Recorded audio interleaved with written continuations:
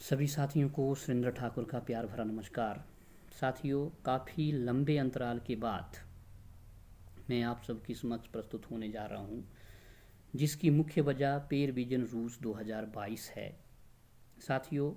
हिमाचल प्रदेश पेर विजन रूस 2022 के अधिसूचित होने के बाद हम सब के बीच एक बहुत बड़ी कन्फ्यूजन की स्थिति जो है वो बनी हुई है। हम सब लोग जो पे बैंड 2 59-10-20,200 ग्रेड पे 3,000 के जो कर्मचारी हैं, उसमें जो हम जीबीटी वर्ग है वो लेवल 8 में आता है। और इस लेवल में जो इनिशियल स्केल पर हम लोग जो अपनी सेवाएं दे रहे हैं 59-10-3,000 पर जो हम लोग अपनी सेवाएं दे रहे हैं, हम लोगों के लिए एक बहुत बड़ी जो वेतन विसंगति है वो पेर विजन्स के बाद उभर कर सामने आई है। मैं अपनी इस वीडियो में पंजाब पे कमीशन के हिमाचल प्रदेश में अक्षरशः लागू होने के बारे में बात नहीं करूँगा। मैं यहाँ पर इनिशियल स्टार्ट की भी बात नहीं करूँगा, इन्हेंसमेंट की भी बात नहीं करूँगा, राइडर की भी बात नहीं करूँगा। ये इसलिए नहीं करूँगा कि ये जो सब विषय हैं ये प्रदेश के समस्त जो कर्मचारी हैं उनसे जुड़े हुए विषय हैं और अनेक कर्मचारी संगठन, अनेक कर्मचारी वर्ग जो हैं वो इसके लिए अपनी लड़ाई लड़ रहे हैं। मैं यहाँ पर आप सबके बीच ये कहना चाह रहा हूँ कि जो प्रदेश के पेर विजन रूल्स हैं उसके कारण हमारे बीच और हमसे एक वर्ष पहले जो हमारे जेबीटी साथी हैं उनके बीच एक जो वेतन विसंगति है वो तैयार हो गई है। मैं उसके बारे में यहाँ पर मैं बात करूँगा। प्रदेश के वित्त विभाग द्वारा 3 जनवरी 2022 को शुरू में सुझाए गए जो 2 विकल्प हैं उनमें पहला विकल्प 2.59 है, जो कि उन कर्मचारियों के लिए है जिन्होंने पेर विजन रूस 2012 का पेर विजन 2012 का फ़ायदा नहीं लिया, यानी कि उनका वेतनमान जो पेर विजन रूस 2009 है उनके अनुसार है, उनके लिए 2.59 का विकल्प, जबकि 2.25 का विकल्प उन कर्मचारियों के लिए दिया गया जिन्होंने पेर विजन 2012 का जो फ़ायदा है वो विगत में ले लिया हुआ है, उनके लिए 2.25 का विकल्प दिया गया। अगर हम अपनी बात करें तो हमारे लिए 2.59 का विकल्प, और अगर हम लोग ये अगस्त सितंबर में अगर ये रूल्स लागू होते तो हमारे लिए 2.25 का विकल्प जो है वो इन पे रूल्स 2022 के अनुरूप हमें मिलता।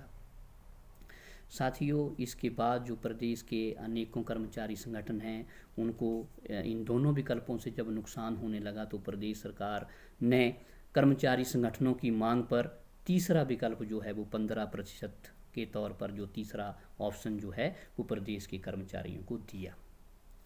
इस गुणांक के मिलने के बाद, इस ऑप्शन के मिलने के बाद जो है वो 2009 से लेकर के 2019 तक के जो हमारे जेबीटी साथी हैं, हमारे जो जेबीटी भाई हैं, उनको फ़ायदा हुआ। और अधिकांश मैं ये देख रहा हूँ कि ये सभी साथी जो हैं वो 15% के वाले विकल्प को ही जो हैं वो चुन रहे हैं। साथियों, 15% का विकल्प मिल जाने के बाद हमारे से एक वर्ष पूर्व यानी 2019 में जो हमारा जेबीटी समकक्ष साथी, जो जेबीटी सहयोगी नियमित होता है, उसका 1 जनवरी 2022 को जो वेतनमान होता है 15% के विकल्प के साथ, उसका मूल वेतन 36,500 रुपये, 31% डीए के साथ उसका कुल वेतन 48,665 रुपये बनता है। जबकि इस 15% के विकल्प के ना मिल पाने के कारण हम लोग जो प्रोवेशन पर अपनी सेवाएं, इनिशियल स्केल पर जो हैं हम अपनी सेवाएं दे रहे हैं, हमें 31,500 का मूल वेतन जो है वो 2.59 के गुणांक से, यानी अगर हम अपनी पे फिक्सेशन 2.59 के विकल्प से अगस्त 2020 में करते हैं तो हमें जनवरी 2022 में 31,500 मूल वेतन के साथ जो हमारा कुल वेतन है 31% डीए लगा करके वो 42,115 रुपये बनता है। यानी एक साल की जो हमारी सेवाएं हैं उसका अंतर है, जबकि जो हमारे लेवल 8 में सेल हैं उसमें 5 सेल का अंतर आ रहा है। तो सीधे सीधे ये जो कुल वेतन में अगर हम विसंगति कहें तो 6,550 रुपये की जो वेतन विसंगति या 5 सेल की जो वेतन विसंगति जो है वो एक साल की सेवा काल के कारण जो है वो उत्पन्न हो रही है। अगर मैं 2018 और 2019 के जो हमारे जेबीटी साथी जो नियमित हुए हैं उनकी बात करूं तो उनमें सिर्फ ये जो अंतर है वो एक साल का ही अंतर आ रहा है, जबकि 19 और 20 में ये जो अंतर है वो 5 सेल का आ रहा है। साथियों, मुझे लगता है कि हम लोग इस वक्त ये चाह रहे हैं कि हमें 16,290 जो इनिशियल स्टार्ट है वो मिलना चाहिए। हम लोग बहुत कम की बात कर रहे हैं, लेकिन मुझे लगता है कि हमें पहले ये जो हमारा मेन लड़ाई है इसको हमने लड़ना है। ऐसा ना हो कि कहीं हमें इनिशियल स्टार्ट जैसी व्यवस्था प्रोविजन के कारण हमारे लिए वो भी ना मिले, या प्रदेश सरकार जो है वो कर्मचारियों के लिए चीज़ ना दे, तो हमारा जो मेन विषय है हम इससे ही कहीं पीछे ना भटक जाएं। इस विषय से चिंतित हो करके मैं आज आप सबके समक्ष जो है वो प्रस्तुत होने जा रहा हूं। साथियों, अगर हम वित्त विभाग से ये कहें कि हमें प्रोविजन के कारण जो है वो नुकसान हो रहा है, आप प्रोविजन या राइडर जो है वो इसको ख़त्म कर दें, तो वहाँ से ये जवाब मिलता है कि हम आपको जो इनिशियल स्केल है वो 2016 से जो इनिशियल स्केल है वो 11,470 रुपये दे रहे हैं। हम आपको 11,470 रुपये फिक्स कर रहे हैं, तो आपके लिए प्रोविजन है कहाँ? इसके लिए तो हम आपको 2020 से एरियर दे रहे हैं। तो साथियों, मैं आपसे ये कहना चाह रहा हूँ कि अगर हमें ये 15% का विकल्प अगर अगस्त 2022 में भी मिलता है तो हमारा वेतन 48,665 रुपये होगा, जिससे 6,550 रुपये का प्रति माह हमें अगर फ़ायदा हुआ तो जो एरियर की राशि है इसको हम 17 से 18 महीनों में अर्जित कर लेंगे। तो कहीं ना कहीं हमारे लिए ये जो है ये वेतन विसंगति इस वक्त सबसे पहले दूर करना बहुत ज़रूरी है।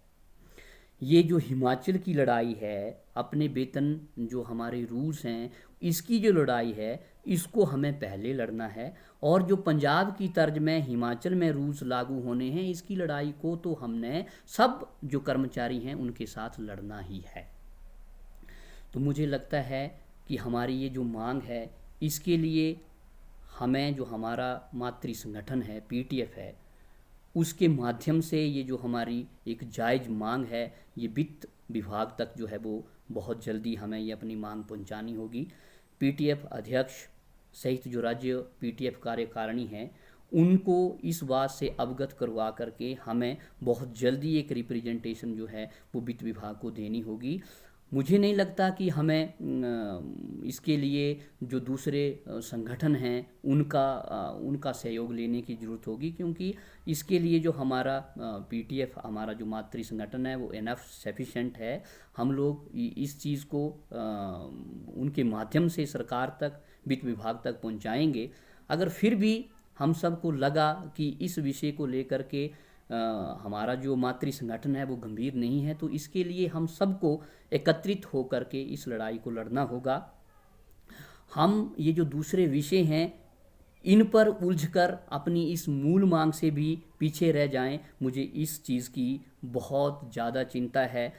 हम लोगों ने इसके लिए जस्टिस फॉर प्रोविजनर जेबीटी एक मुहिम छेड़ी है। आप सब इस मुहिम से जुड़ें और ज़्यादा से ज़्यादा इस चीज़ लोग पे रिवीजन रूल्स 2022 जो हैं उसका अध्ययन करें और तथ्यों को समझें, ताकि हम कुछ ऐसी इरेलीवेंट चीज़ें जो हैं वो ना लिखें ना शेयर करें, जिससे जिसका जो कभी पूरी ना होंगी और ना हो सकती हैं। तो इन्हीं शब्दों के साथ मैं आपसे ये आग्रह करूँगा कि